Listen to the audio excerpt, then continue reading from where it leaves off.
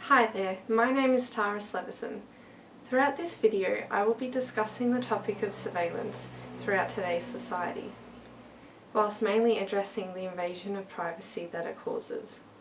Before taking the ALC201 unit this semester, I was quite vague on what surveillance was.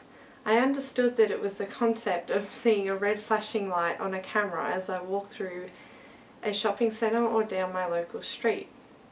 It has been brought to my attention that surveillance is much more apparent than I had even imagined. So what actually is surveillance?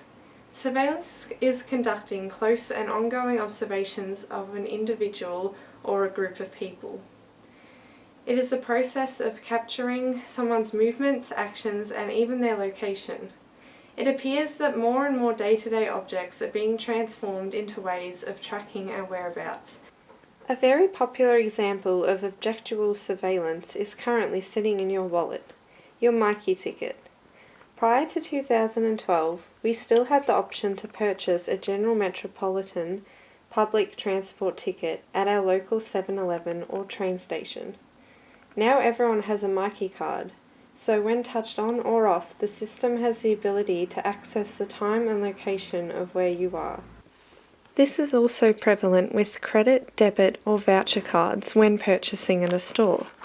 Some people view these digitalised cards to be invasions of privacy in the sense of why does this company need my location? There is another unrecognised form of surveillance in Victoria that the majority of drivers have within their car. This is called an e-tag.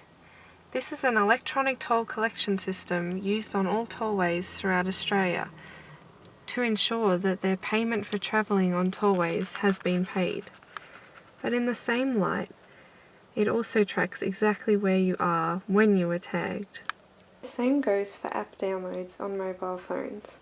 They always seem to be asking us to accept their use of whereabouts. Edward Snowden, leader of the National Security Agency USA, made quite clear that the US government now has the capability to learn personal details about any American at any given time through the collection of metadata, whom they call, where their calls go, what is said, and much more, which escalated dramatically after the event of 9/11. A large sector of the general public agree that surveillance cameras are useful to stop crimes from occurring. But in reality, they do not stop the crimes. The footage is only used after the crime is committed.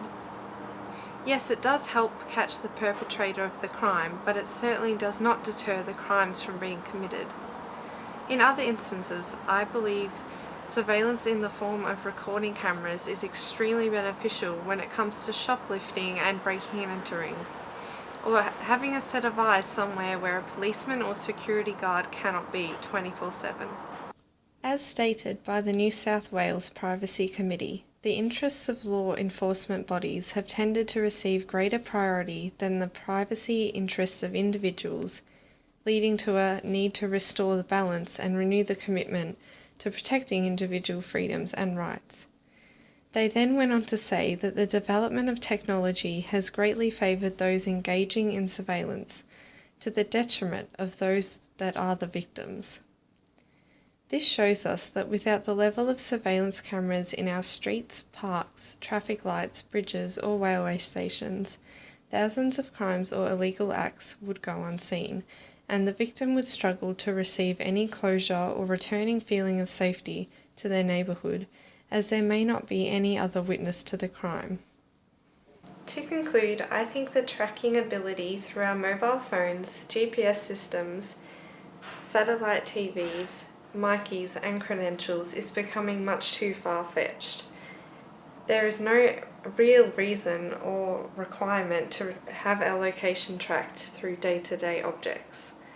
It is extremely important to realise what tracks your location, who's watching you, what you're doing, and where you are. Thank you for watching.